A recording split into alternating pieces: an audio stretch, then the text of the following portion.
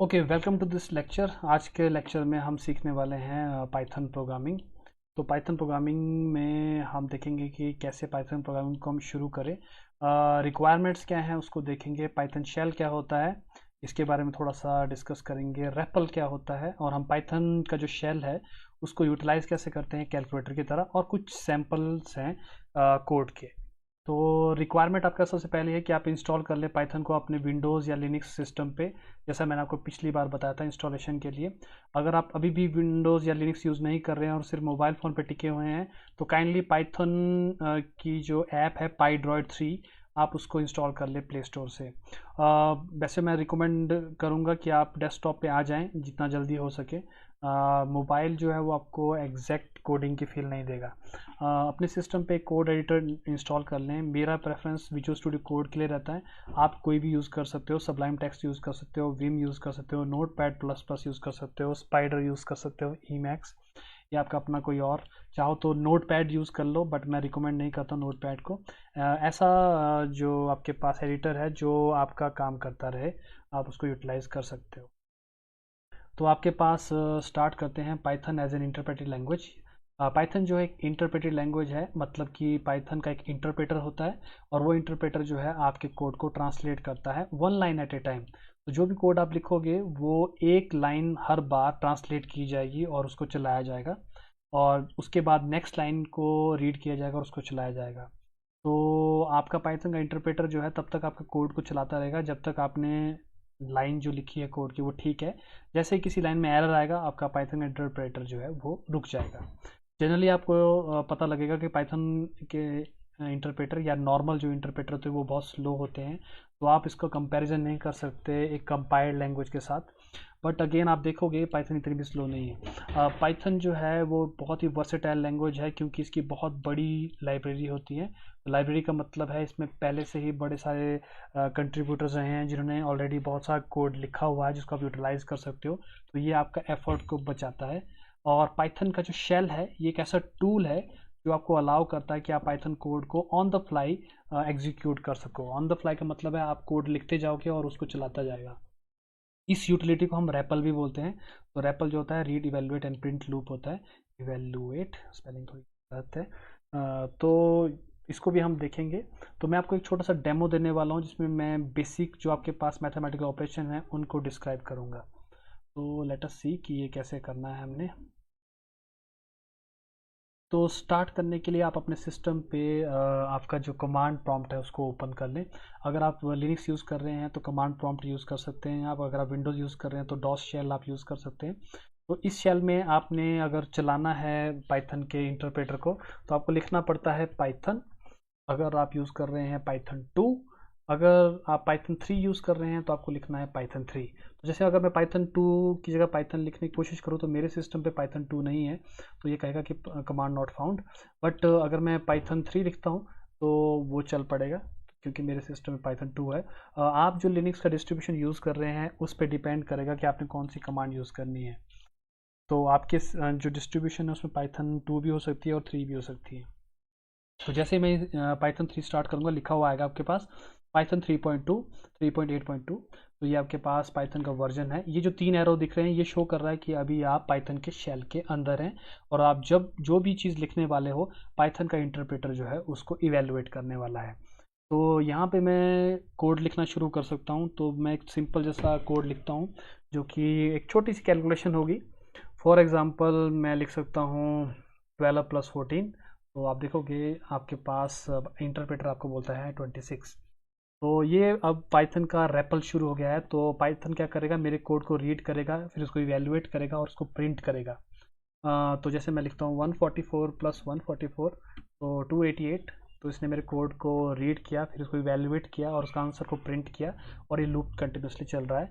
तो इसको हम रैपल बोलते हैं जो शेल आपको दिख रहा है सामने। तो इस कोड में आप बड़ी सारी चीज़ें टाइप कर सकते हैं। तो कौन कौन सी चीज़ें टाइप कर सकते हैं मैं आपको बता देता हूँ। ये आपके पास ऑपरेटर्स हैं जिनको आप टाइप कर सकते हो। एडिशन के लिए प्लस है, सब्ट्रैक्शन के लिए माइनस सिंबल है, मल्टीप्लाई के लिए स्टार है और डिवाइड के लिए ये स्लैश है। तो इसको ट्राई करके देखते हैं। तो जैसे मैं लिखता हूँ 144 + 250, तो प्लस हो गया। 250 - 144 माइनस हो जाएगा। 12 इंटू 20 मल्टीप्लाई हो जाएगा, और 30 डिवाइड बाई 2 आपका डिवाइड हो जाएगा। तो ये 4 ऑपरेशन जो है जिसमें प्लस माइनस मल्टीप्लाई और डिवाइड आप यूज़ कर सकते हो। तो एक छोटे मोटे कैलकुलेटर की तरह भी आप अपने लिनक्स को यूटिलाइज कर सकते हो, सॉरी पाइथन को यूटिलाइज कर सकते हो। सबसे अच्छी बात क्या है कि पाइथन का इंटरप्रेटर जो है बहुत बड़े बड़े नंबर्स को सपोर्ट करता है। तो अगर मैं बहुत बड़ा नंबर लिखने की कोशिश करूं और उसमें एक बहुत बड़ा नंबर ऐड करने की कोशिश करूं, तो पाइथन के लिए ये भी बाएं आपका खेल है। ये फंक्शनैलिटी जो है सी जैसी लैंग्वेजेस में अवेलेबल नहीं है। जी, जो लोग इनिशियली सी लैंग्वेज सीखते हैं उन्हें पता कि ये चीज़ आप सी में नहीं कर सकते। वहाँ पे रिस्ट्रिक्शन है कि आप कितना बड़ा नंबर जो यूटिलाइज कर सकते हैं, लेकिन पाइथन में ऐसी कोई रिस्ट्रिक्शन नहीं है। और पाइथन जो है बहुत फास्ट लैंग्वेज है। फॉर एग्जाम्पल, जैसे मैं एक बड़ा सा नंबर लेता हूँ, उसको एक बड़े से नंबर से मल्टीप्लाई करने की कोशिश करता हूँ, और बिना किसी डिले के आपके पास आंसर आ जाता है। कितना बड़ा नंबर आप यूज़ कर सकते हो ये आपके सिस्टम पे डिपेंड करता है। अगर आपके पास सिस्टम अच्छा है और पावरफुल सीपीयू है, आप बहुत बड़ी बड़ी कैलकुलेशन जो है पुल ऑफ कर सकते हो। तो फॉर एग्जांपल चलो एक बड़ा सा नंबर ट्राई करता हूँ मैं। काफ़ी बड़ा सा नंबर है, उसको मैं एक बहुत बड़े नंबर से मल्टीप्लाई करने की कोशिश कर रहा हूँ। तो अगेन जैसे मैंने एंटर प्रेस किया, आप देखोगे कि आंसर आपके पास आ जाएगा। तो पाइथन का जो इंटरप्रेटर है ये बहुत फास्ट कैलकुलेशन है जो परफॉर्म करता है। इसके अलावा एक ऑपकैस ऑपरेटर है, इसको बोलते हैं मॉडुलस ऑपरेटर। इस परसेंट से हम डिनोट करते हैं। जो देखते हैं ये करता क्या है। तो जैसे मान लो मैं लिखता हूँ 100 मॉडुलस 10, तो आपके पास आंसर 0 आएगा। तो आप सोचोगे कि 0 क्यों आ रहा है, क्योंकि मॉडुलस जो है ये आपको हमेशा रिमाइंडर देता है। तो 100 को जब आप 10 से डिवाइड करोगे तो कोई रिमाइंडर नहीं बचता है, क्योंकि 10 जो है पूरा पूरा डिवाइड कर देता है 100 को, तो रिमाइंडर इज 0। लेकिन जैसे मान लो 101 लिखता हूँ, अगर मैं उसको डिवाइड करता 10 से, तो ऑफकोर्स रिमाइंडर जो है वो 1 बचना था। तो आप इस तरीके से क्या कर सकते हो, आप निकाल सकते हो कि कौन से नंबर को डिवाइड जब आप करोगे तो क्या रिमाइंडर बचेगा। तो इस तरीके से आपके पास जो है रिमाइंडर कैलकुलेट करने का मेथड आपके पास आ जाता है। रिमाइंडर जो है बड़ा इंपॉर्टेंट है, क्योंकि आप बड़ी जगह पे यूटिलाइज करते हो रिमाइंडर्स को, इसीलिए ये एक ऑपरेटर की तरह अवेलेबल रहता है बहुत सारे प्रोग्रामिंग लैंग्वेजेस में। तो मॉडुलस क्या है, मॉडुलस एक रिमाइंडर ऑपरेटर है। तो याद रखना, आपने एग्जाम में ऐसे क्वेश्चन बड़े ट्रिकी दिए जाते हैं, वो आपको कहते हैं कि इसकी वैल्यू क्या होगी, तो आप बोलोगे 9, और वो आपसे कहेंगे जी इसकी वैल्यू क्या होगी, तो आंसर वैल्यू 0, क्योंकि ऊपर क्वोशंट है और नीचे वाला जो है रिमाइंडर है।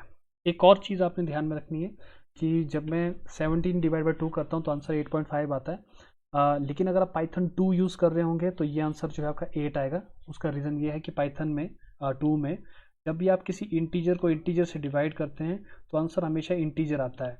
इंटीजर का मतलब है ऐसे नंबर जिसमें फ्रैक्शन नहीं होते। तो ये पूरा पूरा नंबर है, इसमें भी फ्रैक्शन नहीं है, इसमें भी फ्रैक्शन नहीं है, तो पाइथन क्या करता है, आंसर में भी कोई फ्रैक्शन नहीं लिखता, तो वो इस पोर्शन को आपके वहाँ से हटा देगा। वहाँ पे आपको पाइथन को बताना पड़ता था कि मुझे फ्रैक्शन भी चाहिए, तो आप किसी एक नंबर को डेसिमल में लिख देते थे, लेकिन ये चीज़ पाइथन 3 में नहीं होती। तो पाइथन 3 में जब भी आप कैलकुलेट करोगे तो आपके पास जो नंबर्स हैं वो बेसिकली डेसिमल में ही आपके पास आते हैं। तो ये आपके पास एक एडवांटेज है। एक और ऑपरेटर है जो बड़ा काम का है, इसको हम पावर ऑपरेटर बोलते हैं। पावर ऑपरेटर को हम डिनोट करते हैं स्टार स्टार से। तो देखते हैं ये पावर कैसे कैलकुलेट करता है। तो जैसे मैं लिखता हूँ 2 टू द पावर 4, तो 2 स्टार लगाने का मतलब है 2 की पावर 4, तो 2 की पावर 4 जो है वो 16 होती है। तो जैसे मैं लिखता हूँ 9 टू द पावर 2, तो 9 की पावर 2 यानी 9 का स्क्वायर, तो आपके पास जो है 81, तो आपके पास 81 आ जाता है। 9 का क्यूब, तो 9 का क्यूब आ जाएगा। 9 की पावर डेसिमल में, तो आपको पता होगा कि 0.5 जो है हाफ पावर होती है, और हाफ का मतलब होता है अंडर रूट, और 9 का अंडर रूट जो है 3 होता है। तो आप देख सकते हो कि जो पावर ऑपरेटर है ये ना सिर्फ इंटीजर पावर कैलकुलेट करता है बल्कि फ्रैक्शनल पावर भी कैलकुलेट करता है। तो बड़ा ही पावरफुल टूल है। तो आप चाहो तो इस टूल को यूटिलाइज कर सकते हो कैलकुलेट करने में पावर्स को भी। बड़ा ही फाइन टूल है। इसके अलावा एक छोटा सा मैं आपको एक सैम्पल बता देता हूँ। वैसे वेरिएबल्स की बात मैं बाद में करने वाला था। वेरिएबल्स बेसिकली क्या होते हैं, ये आपके पास स्टोरेजेस होते हैं जहाँ पे आप डाटा को स्टोर कर सकते हो। तो अभी मैं वेरिएबल्स की डिटेल में नहीं जाऊँगा, बस एक सैम्पल कोड लिखता हूँ आपको। फॉर एग्जांपल मैं लिखता हूँ x इज इक्वल टू 10, तो ये जो x है ये एक वेरिएबल बन जाता है, और इसमें जो वैल्यू है वो 10 चली जाती है। तो आप इसको स्टोरेज की तरह सोच सकते हो कि हमने कोई वैल्यू स्टोर की है। y इज इक्वल टू 9, तो y में 9 चलेगी। तो मैं अब ये दोनों जो मैंने ऑपरेशन बताए हैं अब मैं इन स्टोरेज पे भी कर सकता हूँ। तो मैं इनको प्लस कर सकता हूँ, मैं इनको माइनस कर सकता हूँ, मैं इनको मल्टीप्लाई कर सकता हूँ, मैं इनको डिवाइड भी कर सकता हूँ, इवन मैं इनकी पावर भी कैलकुलेट कर सकता हूँ। तो आप देख सकते हो कि वेरिएबल्स को डिक्लेयर करने के बाद हम उन पे ऑपरेशन परफॉर्म कर सकते हैं। ये बड़े काम की चीज़ होती है। वेरिएबल्स को थोड़ा डिटेल में मैं नेक्स्ट लेक्चर्स में आपको बताऊंगा। अभी तक जो भी हमने काम किया, इस कोड को देखा, ये सारा का सारा एक रैपल पे चल रहा था। रैपल का मतलब है read, evaluate and print loop. तो ये हमारे कोड को रीड कर रहा है, उसको इवेल्युएट कर रहा है, आंसर को प्रिंट कर रहा है, और बाद में ये लूप जो है कंटिन्यू कर रहा है। तो ये बहुत ही अच्छा मेथड है जहाँ पे आप कोड को एक्चुअली में टेस्ट कर सकते हो कि कौन सा कोड क्या करता है, और इससे आपको थोड़ा सा कॉन्फिडेंस बनता है कि कोडिंग किस तरीके से की जाती है। तो ये तो थी बात आपके पाइथन के शेल की। अगर आपने इससे बाहर आना है तो आपको लिखना पड़ेगा क्विट। अगर आप क्विट नहीं लिखना चाहते हो तो आप एग्जिट लिख सकते हो इस तरीके से। तो आप एग्जिट हो जाते हो। एक चीज़ आपने ध्यान रखनी है कि जो पाइथन का शेल है, आप चाहो तो इससे भी अच्छा शेल जो है इंस्टॉल कर सकते हो। एक शेल है जिसको मैं रिकमेंड करूँगा अगर आप लिनक्स यूज़ कर रहे हो। उस पाइथन में उस शेल का नाम है आई पाइथन शेल। तो अगर आपके सिस्टम पे वो इंस्टॉल नहीं है तो उसकी कमांड मैं आपको बता देता हूँ। उसकी कमांड है sudo apt install आई पाइथन।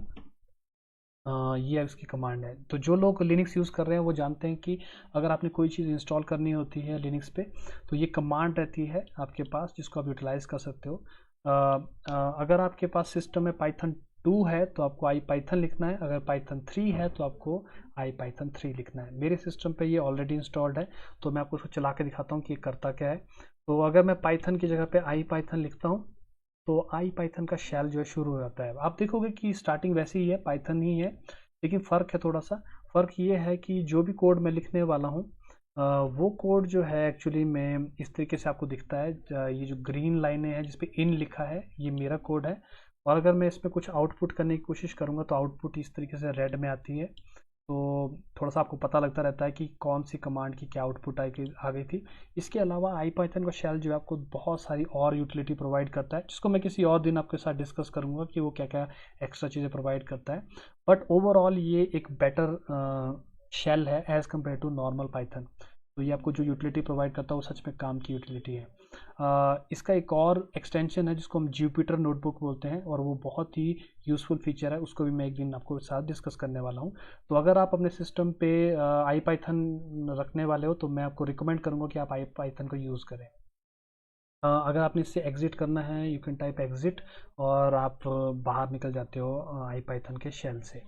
तो चाहे आप नॉर्मल पाइथन का शेल यूज़ करो या आई पाइथन का शेल, है ना, आई थिंक दोनों ही बेटर है आपके लिए प्रोग्रामिंग के लिए। तो ये बेसिकली कंक्लूड करता है थोड़े से बेसिक ऑपरेशन, जैसे मैंने आपको बताया मैथमेटिकल ऑपरेशन मैंने आपको बताए थे, plus minus star divide modulus and power. अभी के लिए आपने करना ये है कि जो मैंने आपको सिखाया उसको आपने टेस्ट करना है, और ये आपके लिए एक असाइनमेंट रहेगी। आपने इस कोड को रेपल में लिखना है, और जो भी आंसर आएगा वो आपने स्क्रीनशॉट लेके सबमिट करना है आपके गूगल क्लासरूम की असाइनमेंट में। ये सबके लिए कंपलसरी रहेगा इस बार। और इस बार मैं बिल्कुल आपको इसमें कोई चॉइस नहीं देने वाला हूँ। आप इसको अपने कंप्यूटर पर रन करो या अपने मोबाइल पर रन करो, लेकिन ये आपको सबमिट करना ही करना है। अगर आपको कोई डाउट है कोड से रिलेटेड तो वो आप मुझसे व्हाट्सएप ग्रुप में पूछ सकते हैं।